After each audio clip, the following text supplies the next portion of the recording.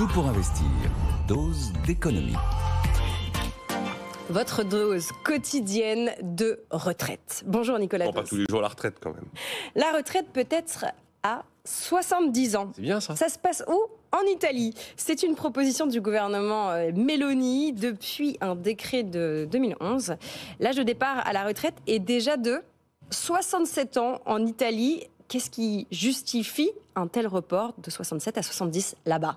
L'évidence, les faits, le mur, la réalité. L'Italie, c'est probablement le pire EHPAD d'Europe devant l'Allemagne. Et la population recule. L'INSEE local s'attend à 3 millions d'habitants en moins en 2000, dans 15 ans. Je n'ai plus le chiffre exact, mais il y a plus d'une Italienne sur deux en âge d'avoir un enfant qui n'a pas d'enfant aujourd'hui. Il n'y a pas de bébé, donc il y a un moment. Ensuite, le deuxième truc, c'est que les finances publiques sont calamiteuses, on le sait. Et en Italie, comme chez nous, la toute première dépense de la nation, c'est la facture des retraites. La toute première. Il n'y a rien qui coûte plus cher. Troisième élément, la dette est monstrueuse et la creuser sans fin, c'est quand même pas une option. Même si on sait qu'on a l'euro qui protège les cigales, que sont notamment l'Italie ou encore la France. Donc voilà, on arrête de se la raconter en Italie. Quand Madame Meloni arrive, elle voulait supprimer la notion d'âge légal de départ. Elle voulait même ne considérer que la durée de cotisation en abaissant cette durée de cotisation à 41 ans. C'est terminé. Hier, le ministre de la fonction publique a évoqué, attention, c'est pas fait, mais évoqué 70 ans, à commencer par les fonctionnaires et une prime incitative à la clé. Voilà.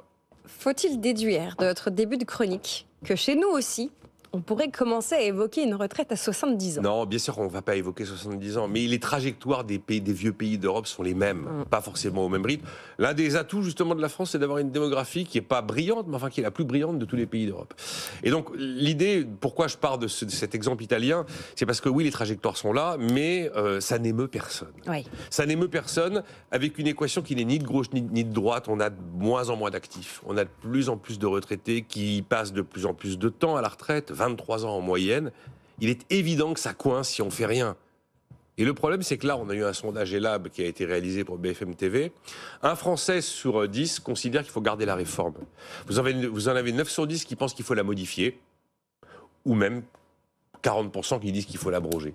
Pourtant, je vous ai dit, l'équation, elle est quand même super évidente. Elle est totalement implacable. Et vous avez le RN qui a confirmé encore qu'il allait déposer une proposition de loi fin octobre pour abroger la réforme des retraites et revenir à 62 ans. Vous avez le nouveau Front populaire qui, lui, vise carrément 60 ans. Et vous avez un contexte qui va être... Enfin, à mon avis, c'est l'épreuve du feu de Michel Barnier plus que le budget. Le budget, on peut peut-être s'en sortir avec, finalement, retombant sur nos pieds avec les ressorts institutionnels qui feraient qu'on aboutirait à une forme de loi spéciale qui reconduirait le budget 2024. Non, l'épreuve du feu, ça va être les retraites. Et il a commencé à donner un peu les termes de l'échange. Ce ne sera pas une abrogation, puisqu'il a dit que ce serait une amélioration. Donc, politiquement, c'est clair que ça part mal. Bon, on va revenir sur le plan strictement économique. Abroger la réforme des retraites, ça n'est pas tenable. Économiquement, abroger la réforme des retraites, non, ça n'est pas tenable. Qui peut imaginer, si vous voulez, qu'on fait machine arrière sans en payer le prix ? Faire machine arrière, aller à 62, à 60, et un jour, je vous avais dit par provocation, mettons à 58 ou 55. Ok, mais on donne le prix. Ça, tout a un prix. Tout a un prix. Si vous décidez qu'on fait une contre-réforme des retraites, il y a un moment où ceux qui bossent devront payer plus, ceux qui sont à la retraite devront toucher moins, probablement qu'il y aura des impôts, et probablement d'ailleurs que la prime de risque de la France en souffrirait, parce que ceux qui nous prêtent de l'argent à l'autre bout du monde, le mot retraite, réforme des retraites, ça, ils le voient. Ils ne voient pas les petits bidouillages un petit peu nationaux qu'on peut faire dans notre fiscalité et dans la complexité de nos systèmes sociaux. Alors, si on s'amuse à bidouiller de l'APL ou à faire un truc avec le RSA, personne ne... Retraite, ça se voit. C'est la réforme structurelle mère que tout le monde observe. Donc, imaginez qu'on peut faire machine arrière sans en payer le prix. Imaginez qu'on peut être le pays qui va à l'envers de toutes les autres nations de la planète parmi les pays développés. Imaginez qu'on peut travailler moins, parce que contre-réforme des retraites, c'est travailler moins, avec pourtant une revendication de pouvoir d'achat en plus, et la volonté de pouvoir consommer. Imaginez qu'on peut faire une contre-réforme des retraites sans inquiéter ceux qui nous prêtent de l'argent. C'est un peu le... En fait, je vous apprends rien, mais quand je vois des sondages où il y a 40% des gens qui veulent faire machine arrière, j'ai rencontré quelqu'un de tout à fait sincère cet été qui m'a dit « mais moi je suis pour la retraite à 60 ans ». Quelqu'un qui a 40 ans, qui bosse depuis l'âge de 18 ans. J'ai essayé de lui expliquer qu'à mon avis, elle partirait pas à 64 ans de toute façon. Mais Voilà. Et donc, l'actuelle réforme là qu'on a engagée, elle est en vigueur depuis l'automne 2023. Elle a commencé, elle aussi, à produire des effets qui sont indiscutables. Alors, pas vraiment des effets financiers, parce qu'il y a eu beaucoup de dérogations. Il y a déjà des dispositifs pour les carrières longues. Il y a déjà une prise en compte de la pénibilité avec des trucs évidemment ultra complexes, parce qu'on a rendu ça hyper complexe pour réussir à essayer d'arriver à une forme de consensus. Donc, l'équation financière est pas bouclée du tout avec cette réforme des retraites. Mais qu'on a observé dans les chiffres de la DARES publiés hier, que le taux d'emploi des 55-64 ans progresse depuis l'automne 2023. Il progresse, on est maintenant à 58,4% de gens de 55-64 ans, donc en âge de travailler, qui sont dans l'emploi.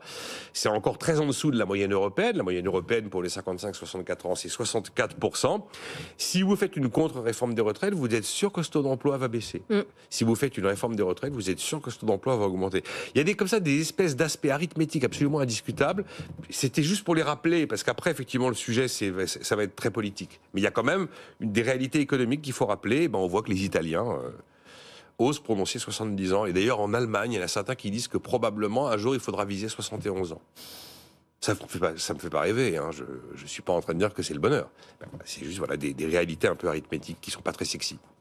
Voilà, les indépendants et les professions libérales qui nous écoutent doivent bien rigoler parce qu'ils sont nombreux à travailler encore à 70 ans. Merci beaucoup Nico Ladoze pour votre dose d'économie quotidienne, à retrouver en podcast, en replay sur notre site et notre application, mais aussi sur YouTube, sur la chaîne de BFM Business où il y a un espace commentaire. Vous êtes très nombreux à réagir et à partager avec nous vos convictions économiques. Et continuons la discussion ici si vous voulez.